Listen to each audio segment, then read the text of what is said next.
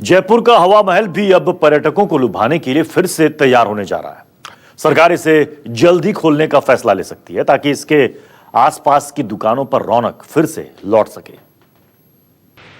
Lockdown 5 लगने की सूरत में राजस्थान सरकार सुरक्षित तरीके से अपने म्यूजियम और ऐतिहासिक स्थलों को खोलने पर काम करना शुरू कर चुकी है, क्योंकि सरकार अच्छी तरह से जानती है कि ये म्यूजियम या जो पर्यटन स्थल है राजस्थान में जिन्हें देखने के लिए विदेशी पर्यटक आते हैं, केवल ये ऐतिहासिक इमारत ही नहीं है बल्कि इसके आसपास तमाम तरह की दुकानें मिलेगी जो कि बड़े स्तर पर इनके आय का एक जरिया भी होती है। यदि टूरिस्ट आएंगे, लोगों की चहल पहल होगी तो इन लोगों का घर परिवार चल सकता है। काफ़ी तादाद में ऐसे लोगों की संख्या है। वैसे भी राजस्थान अपने पर्यटन उद्योग के लिए जाना जाता है, तो ऐसे में एक बड़ा होमवर्क सरकार की तरफ से किया जा रहा है कि लॉकडाउन 5 यदि आता है तो सरकार इस तरह से जितने भी टूरिस्ट प्लेस हैं, चाहे महल हैं, किले हैं, म्यूजियम्स हैं, इन सभी को सुरक्षित तरीके से खोलेगी।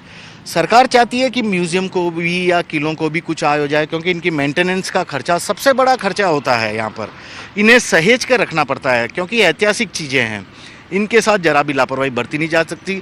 पिछले जब से लॉकडाउन लगा है तब से ये बंद हैं, तो इनके जो रखावट है, बनावट है या सहेजने में काफ़ी पैसा खर्च होता है इन पर। सरकार चाहती है कि यह खर्चा भी थोड़ा कम हो, लोगों की चहलकदमी यहाँ पर फिर से शुरू हो जाए और पर्यटक फिर से एक बार राजस्थान की तरफ धीरे धीरे सुरक्षित तरीके से आए। यदि पर्यटक नहीं आते तो कम से कम जो स्थानीय लोग हैं वे भी इन्हें देखने के बहाने ही यहाँ पर आ जाएं।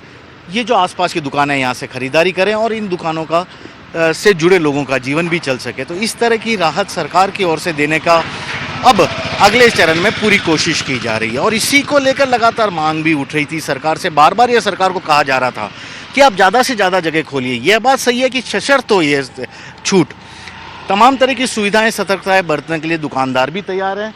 और ये पूरा यदि इलाका बात करूं तो यहाँ पर पाँव रखने की आम दिनों में जगह नहीं मिलती थी। कोरोना से पहले की यदि बात करें, सबसे ज़्यादा भीड़ भाड़ वाला शॉपिंग डेस्टिनेशन माना जाता था इस एरिया को, क्योंकि यहाँ पर केवल ये हवा महल ही नहीं है बल्कि यहाँ के जो बड़ी चौपड़, छोटी चौपड़ में बने ऐतिहासिक और धार्मिक जो मंदिर हैं वह तो है ही हैं। सिटी पैलेस, जंतर मंतर जैसा कई सारी जगहों के लिए जाने का भी यही एक रास्ता है।